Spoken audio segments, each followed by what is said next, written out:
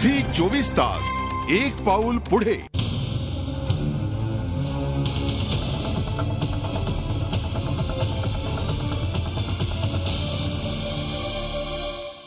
नागपूर इथल्या राज्य विधिमंडळाच्या अधिवेशनात अनेक मुद्दे चर्चेला येणार आहेत. मग तो सिंचनाची श्वेतपत्रिका असो, राज्यावरील कर्जाचा मुद्दा असो अथवा दुष्काळ.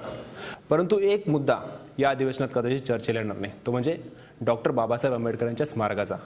कारण मुख्यमंत्री पृथ्वीराज चव्हाण यांनी या अधिवेशनापूर्वीच तो प्रश्न संपवलेला आहे. आणि गेले अनेक वर्षाची मागणी होत होती, इंदू मिलची जागा डॉक्टर बाबासाहेब आंबेडकरांच्या स्मारकासाठी मिळावी. दिल्लीतील आपलं वजन वापरून, आपले संपर्क वापरून पृथ्वीराज चव्हाण यांनी ही जागा आंबेडकर स्मारकासाठी मिळवून दिली आहे. या संदर्भात आणि या सगळ्या मुद्द्यांवर चर्चा करण्यासाठी स्वतः मुख्यमंत्री आपल्याबरोबर आहेत. जी 24 तासमध्ये आपलं स्वागत. मला सांगा सर, की इंदू मिल गेले अनेक वर्ष ही जागा मिळवण्यासाठी आंबेडकरी जनता लढत होती. मग ते आंबेडकरी जनता रिपब्लिकन पक्षातल्या असो, काँग्रेस पक्षातल्या असो किंवा इतर कुठल्याही पक्षातले. परंतु तुम्ही आल्यानंतर गेल्या वर्षभरात तुम्ही जे प्रयत्न केले त्याला अखेर यश आलं आणि साधारणतः वर्षातच तुम्ही हा प्रश्न निकाली काढलात. कशा प्रकारे तुम्ही हा सगळा पाठपुरावा केला? हे अभिवचन आमच्या आघाडी सरकारच्या जाहीरनाम्यामधलं अभिवचन होतं आणि त्यामुळं दोन्ही निवडणुकीला 2009च्या आणि 2004च्या निवडणुकीमध्ये महाराष्ट्राच्या जनतेला या ठिकाणी जिथं डॉक्टर बाबासाहेब आंबेडकर यांचा अंत्यविधी झाला त्या चैत्यभूमीच्या जवळ असणारी इंदू मिलची जी जमीन होती, ती जमीन जी भारत सरकारच्या NTCच्या ताब्यात होती, त्यांच्या मालकीची होती, त्या जमिनीवर तिथं भव्य स्मारक करावं असं आमचं अभिवचन होतं. याच नागपूरमध्ये गेल्या शीतकालीन अधिवेशनामध्ये विधिमंडळाच्या दोन्ही सभागृहांनी एकमतानं तशा प्रकारचा ठराव पास केला. आणि जेव्हा विधिमंडळानं एकमतानं जो ठराव पास होतो तो महाराष्ट्रातल्या 11.5 कोटी जनतेचा तो आवाज असतो.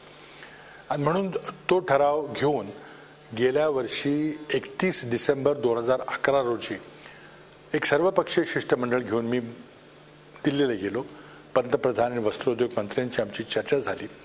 आमचे दिल्लीतले केंद्रीय मंत्री त्या ठिकाणी होते आणि आम्ही सर्वांनी मिळून तो विधिमंडळाचा ठराव, दोन्ही सभागृहांचे ते 2 ठराव, आणखी महाराष्ट्राच्या जनतेच्या वतीनं केलेली राजकीय पक्षांच्या नेत्यांनी मागणी आणि आमच्या शिष्टमंडळाची मागणी ही पंतप्रधानांच्या समोर आम्ही सादर केली. पंतप्रधानांनी आमचं म्हणणं ऐकून घेतलं आणि ताबडतोब तत्वतः ती जमीन डॉक्टर बाबासाहेब आंबेडकर यांच्या स्मारकाकरता देण्याचा निर्णय घेतला. 31 डिसेंबर 2011 मला चांगला तो दिवस आठवतो. त्याच मीटिंगमध्ये पंतप्रधानांनी वस्त्रोद्योग मंत्र्यांना सांगितलं की एक महाराष्ट्र शासन आणि केंद्र शासनाची एक समन्वय समिती नेमा आणि त्यातून यातल्या ज्या काही तांत्रिक बाबी असतील त्या सोडवा. लगेच वस्त्रोद्योग मंत्र्यांनी वस्त्रोद्योग सचिव यांच्या अध्यक्षतेखाली 7 अधिकाऱ्यांची एक समिती गठीत केली. त्यामध्ये महाराष्ट्र शासनाचे मुख्य सचिव, महाराष्ट्र शासनाचे नगरविकास सचिव आणि मुंबई महानगरपालिकेचे आयुक्त या तिघांची आम्ही नियुक्ती केली. आमच्या अनेक बैठका झाल्या. 2 बैठकाला मी हजर होतो. मी ही त्या समितीच्या सर्व सदस्यांच्या बरोबर बैठका घेतल्या. केंद्रीय वस्त्रोद्योग मंत्र्यांना मी जवळजवळ 6 वेळा भेटलो. पुन्हा जेव्हा पंतप्रधान मुंबईला आले तेव्हा पुन्हा एकदा आमचं सर्वपक्षीय शिष्टमंडळ पंतप्रधानांना भेटलं आणि आमची मागणीचा आम्ही पुनरुच्चार केला. पंतप्रधानांनी पुन्हा एकदा वस्त्रोद्योग मंत्र्यांना लवकर प्रश्न निकाली काढायचा हा आदेश दिला. मला सांगा, वर्ष लागलं तुम्हाला जो हा सगळा फॉलोअप करण्यासाठी. तुमच्या जागी दुसरा कोणी मुख्यमंत्री असतात, तुम्ही म्हणता श्रेय कोणाला नाही, परंतु तुमच्या जागी दुसरा मुख्यमंत्री असतात, दिल्लीतील सगळे एवढे खास खळगे पार करून एका वर्षात ही प्रक्रिया पार पडू शकला असता का? नाही, मला वाटतं तो जर प्रश्न हायपोथेटिकल प्रश्न आहे, त्याचं उत्तर मी देणार नाही. सगळ्यांच्या प्रयत्नांनी यश आलं आणि त्यामुळे कोणीही त्यातलं श्रेय हिरावून घ्यायचा किंवा घेण्याचा प्रयत्न करू नये. अर्थात महाराष्ट्राचा मी मुख्यमंत्री आहे, त्यामुळे मीच शिष्टमंडळाचं नेतृत्व करणार आणि मी पंतप्रधानांना जाऊन भेटणार हे स्वाभाविक आहे.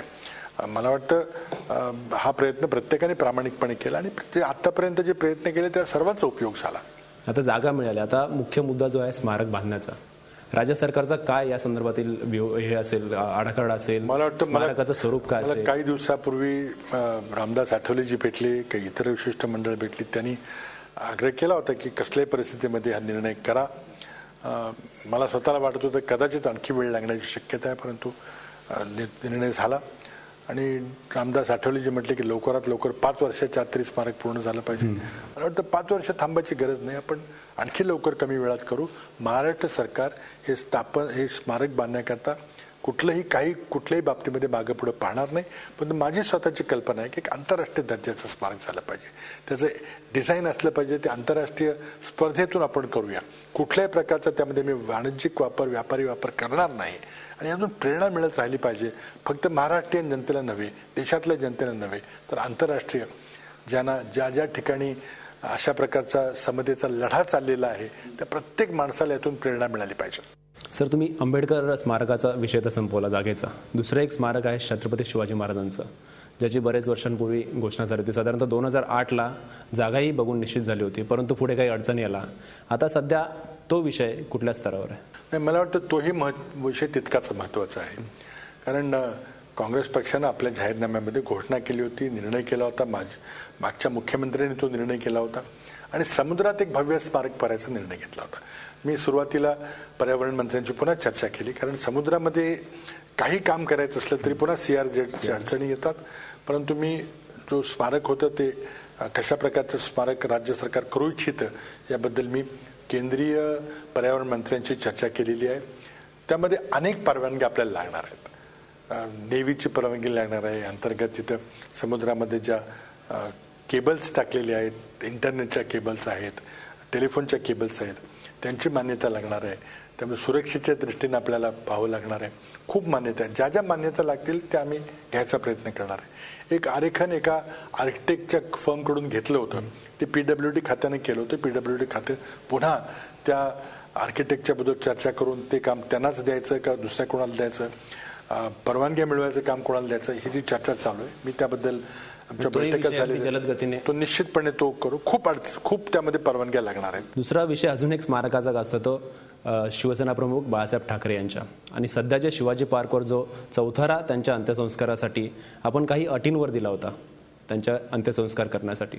परंतु शिवसेनेने जो शब्द दिला होता त्यावेळेला की आम्ही अंत्यसंस्कार झाल्यानंतर ती जागा मोकळी करू, असा शब्द शिवसेनेने दिला होता का आणि तो पाळला नाही का?